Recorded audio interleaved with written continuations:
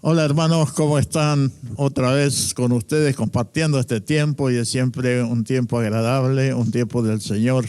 Y queremos que realmente lo que podamos decirles hoy también les sirva para vivir mejor, porque el propósito en realidad de las meditaciones y de el mensaje de la Biblia es lograr que las personas tengan un mejor vivir aquí sobre la tierra. Y por supuesto, vamos a darle oportunidad a la pastora que salude. Y vamos a seguir con Efesios, ¿no es cierto? ¿Se cansó ya de tanto Efesios o seguimos? Yo creo que es interesante y si usted aguanta hasta el final va a tener una clara idea de lo que Pablo escribió en esa carta. ¿Sí? Y además va a tener un recurso, por ahí usted puede anotar algunas cositas que le interesen, pero también tiene el recurso de volver a mirar, porque esto está colgado en internet, de volver a ver aquellas cosas que a lo mejor le interesan más. Pastora. Bienvenidos y contentos de compartir la palabra de Dios que nos hace tanto bien a nosotros y sé que a usted también le va a hacer bien porque es palabra de Dios. Y la escuchamos. Sí. Escuchamos la lectura. Y en estos momentos vamos a compartir. El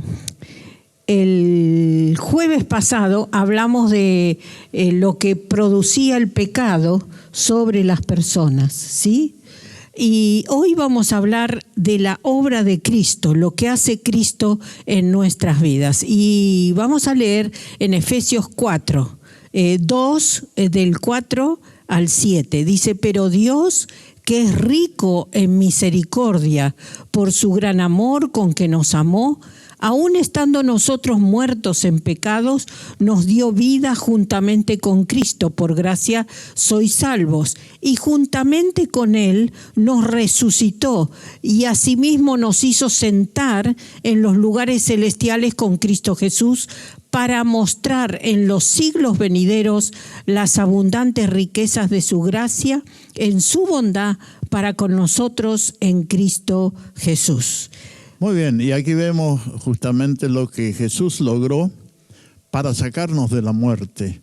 Dice que nosotros estábamos muertos en nuestros pecados, en nuestros delitos, y Jesús nos saca de ese lugar. Y qué interesante, qué tremendo lo que dice, que nos lleva y nos resucita a una nueva vida, y además de eso nos lleva, ya hablamos de esto un poquito en el capítulo 1, nos lleva a lugares celestiales. Es decir, que Jesús está a la diestra de Dios, sí, a la derecha de Dios, y nosotros, su cuerpo, estamos con Él en esos lugares celestiales. Y dice que hizo esto no solamente para la época de Pablo, sino para los siglos venideros.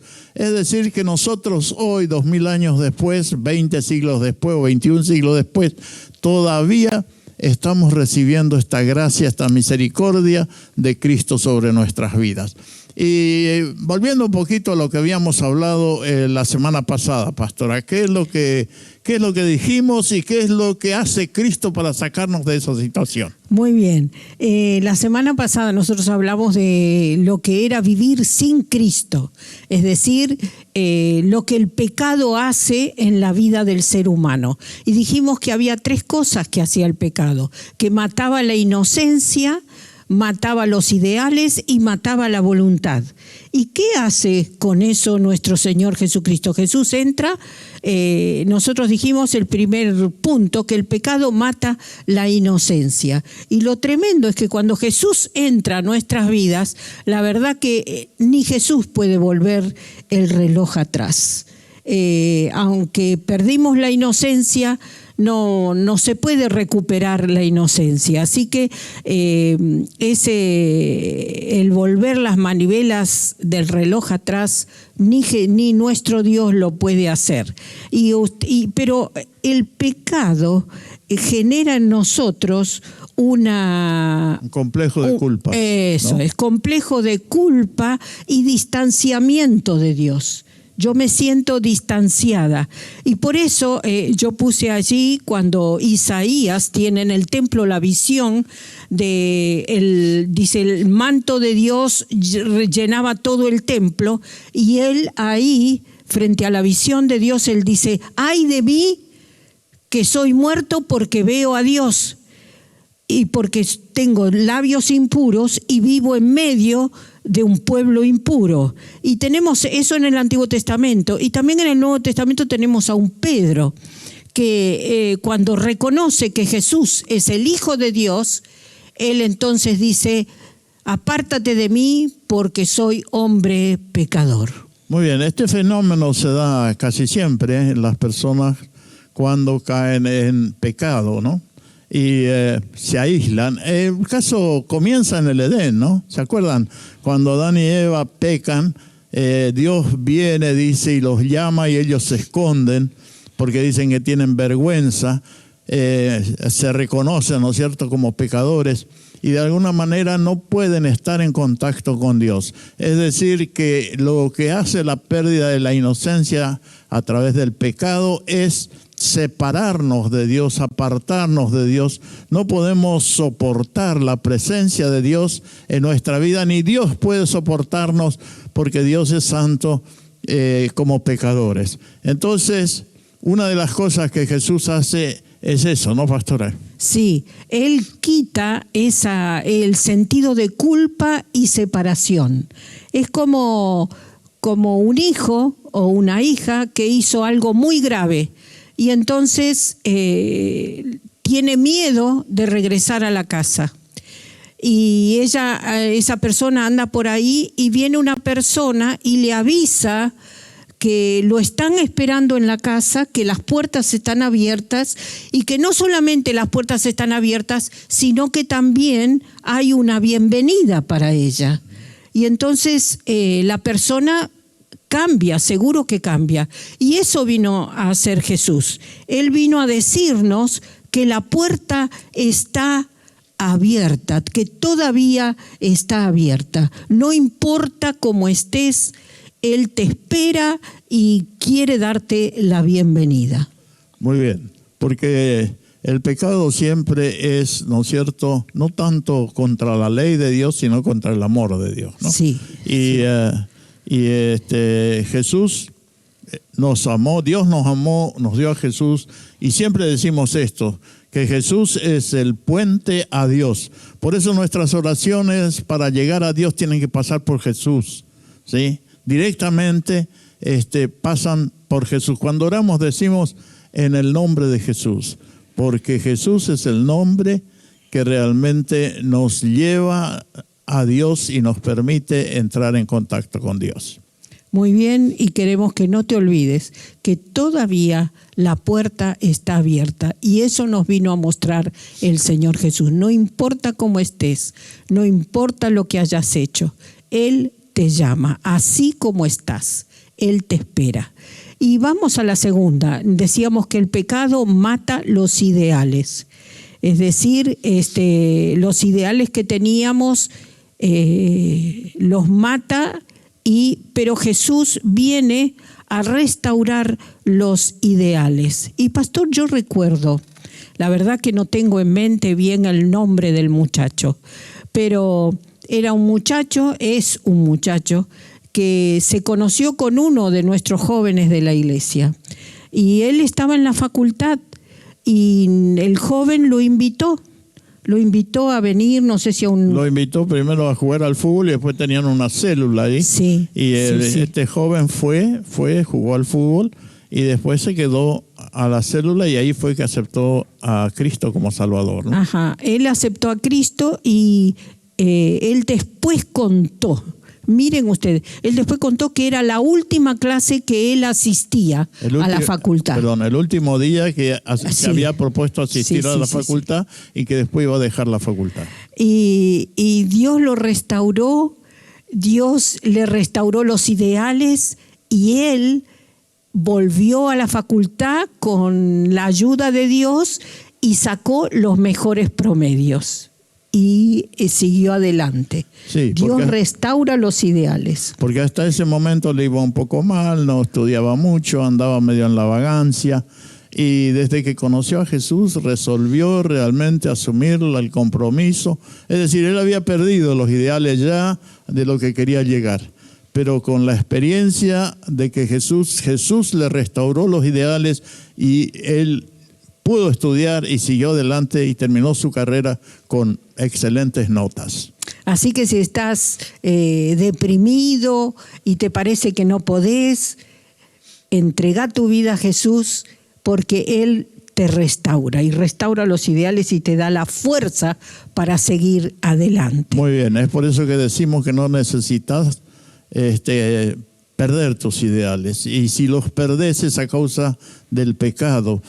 Jesús te hace de alguna manera recuperar, ¿no es cierto?, los ideales para que vos puedas llegar a ser aquello que quisiste ser un día y que a lo mejor perdiste la esperanza de serlo, porque siempre la esperanza está en Dios. Y nosotros hemos conocido a muchos hombres mayores, grandes, que por ahí dejaron de estudiar, o no terminaron la secundaria, y que cuando conocieron al Señor, vos conociste una señora también, ¿no es cierto?, que no había terminado la secundaria, vos la animaste, recibió al Señor y terminó la secundaria y pudo recuperar ese ideal que en algún momento había dejado. Y como eso, tantos otros ideales que tenemos en la vida, no solamente de estudio, sino a lo mejor ideales que teníamos de trabajo, ideales de lograr a lo mejor algún objetivo económico y cosas por el estilo. Jesús restaura los ideales que el pecado a veces te quita. Y lo más interesante y lo más precioso es que Jesús restaura el ideal de lo que tenés que ser. Él te da el propósito por el cual fuiste creado. Así que Él nos restaura completamente si te pones en sus manos. Y la tercera cosa es que el pecado, dijimos, mata la voluntad. Recuerdan que nosotros decíamos, pecamos una vez, otra vez y pensamos que nosotros dominamos con nuestra voluntad las cosas y no es así. Al final el pecado nos termina dominando a nosotros. Y el Señor, ¿sí?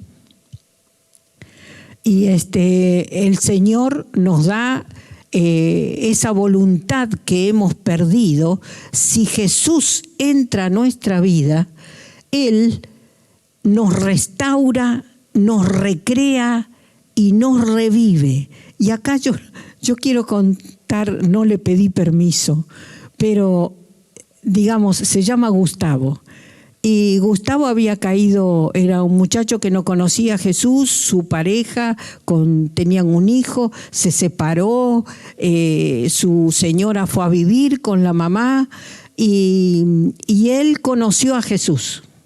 Conoció a Jesús, dejó la droga, dejó el alcohol, el cigarrillo y comenzó nuevamente a tratar de recuperar su familia, porque ya no tenía voluntad, él se había abandonado, se había dejado de estar, ya no le interesaba el trabajo, ya no le interesaba la familia, estaba constantemente en la droga, en el alcohol y otras cosas más, y le importaba un comino que tenía un hijo, que tenía una esposa, etcétera. Ya no tenía ganas de recuperar más nada, es lo que él manifestaba en su testimonio. Pero él un día conoce a Jesús y se da cuenta de que de pronto el Espíritu Santo que moraba en él le da otra vez la fuerza de voluntad como para tratar de recuperar lo que le pertenecía. Muy bien, y entonces él, qué lindo, empieza a visitar a su señora, y su señora no entendía nada, y él empieza a llevarle flores, le cocina y le lleva, y así de a poco fue recuperando la volvió a conquistar. La volvió a conquistar, a recrear, y Dios le revivió, y ella también conoció a Jesús y pudieron vivir juntos. Dios le restauró su economía. Pueden, porque están juntos todavía. Y esto es lo que hace Dios. esa voluntad, si tu voluntad está perdida y crees que no podés con lo que te está pasando, Dios te puede dar la fuerza. Sí, o que perdiste las ganas de estudiar, perdiste la gana de trabajar, perdiste la gana de recuperar tu familia, perdiste la gana de alcanzar los sueños. Jesús, cuando viene a tu vida, vuelve a darte la esperanza y vuelve a que te enfoques en aquello que querías hacer, que querías llevar adelante, y te da la fuerza de voluntad para poder hacerlo, la disciplina para poder hacerlo. Eso es lo que hace Jesús cuando viene a nuestra vida. Por eso Pablo dice, Él nos dio vida. Recuperamos todo eso, recuperamos la relación con Dios, recuperamos los ideales, recuperamos también la fuerza de voluntad para llevar adelante aquellas cosas que teníamos previsto. Sí, así que si te encontrás y no podés manejar tu vida, como este muchacho que no podía dejar la droga, no podía dejar todo lo que le había llevado el pecado, Jesús te puede dar la fuerza para dejar todo y encaminarte. Por eso, como me gusta un chamamé de Pancho Martel, yo lo quería conseguir para pasarlo, pero no lo encontré, que dice, por eso te recomendamos a Cristo, ¿sí? Sí. Por eso te recomendamos a Cristo, porque es lo mejor que te puede pasar en tu vida. Y si no lo tenés, búscalo. Si vos estás en alguna situación de esta, que perdiste las ganas, que perdiste los sueños, que perdiste la esperanza, que ya no te interesa nada, que da lo mismo, sigo en la mediocridad, no tenés que seguir ahí. Si seguís ahí es porque querés seguir ahí. Pero si vos buscás a Cristo, Él te va a sacar adelante y te va a dar una nueva esperanza, una nueva vida, nuevas fuerzas, y vas a poder Amén. Alcanzar el objetivo que querés. Amén. Te bendecimos en el nombre de Jesús. Y si querés orar conmigo, lo podés hacer.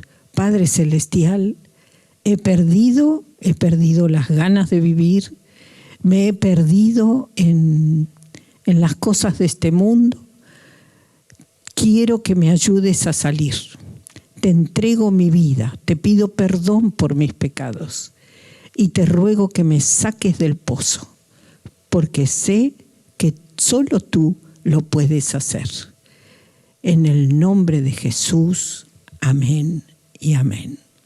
Muy bien, Dios les bendiga, mis hermanos, y recuerden, el próximo jueves seguimos con Efesios, ¿sí? Continuamos con este capítulo 2 y vemos los próximos versículos 8 al 10, que son realmente importantísimos en nuestra teología o en nuestro conocimiento bíblico, porque es algo que incluso tenemos controversias con algunas otras religiones en cuanto a esto. Pero aquí la enseñanza de Pablo es clarísima en cuanto al tema de la salvación, ¿sí? Dios los bendiga. Nos vemos el próximo jueves. Hasta el fin de semana. A lo que hablamos recién, escúchela, porque es una oración.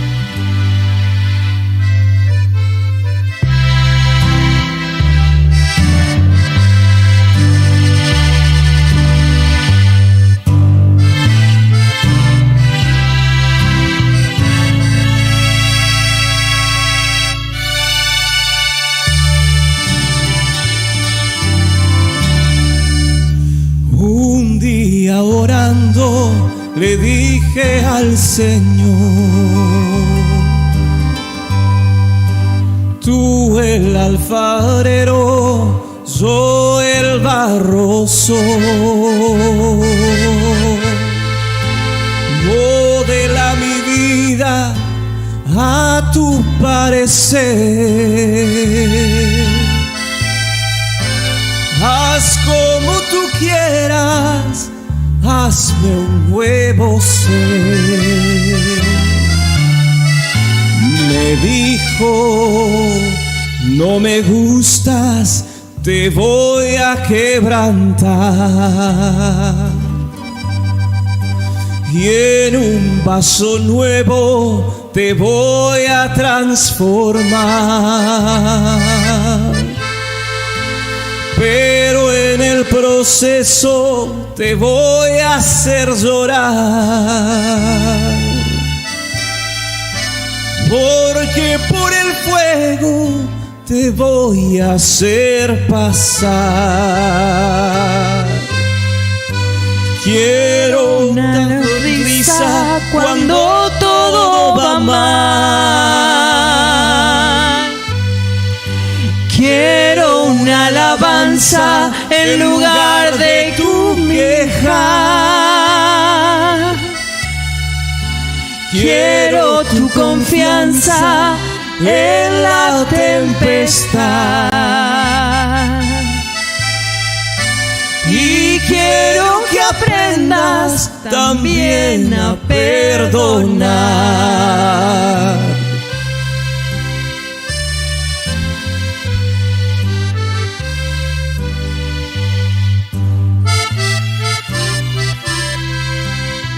El Señor nos trata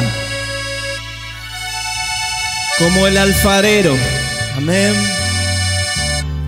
Me dijo, no me gustas, te voy a transformar.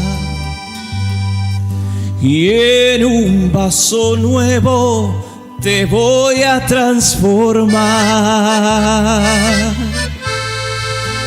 Pero en el proceso te voy a hacer llorar, porque por el fuego te voy a hacer pasar.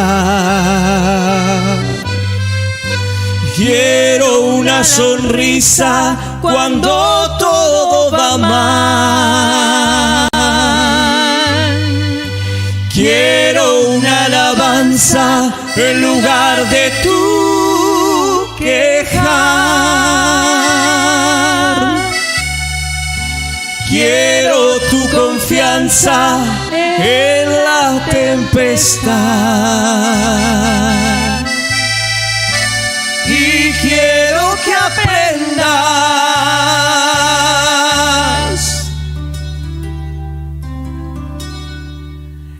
también a perdonar.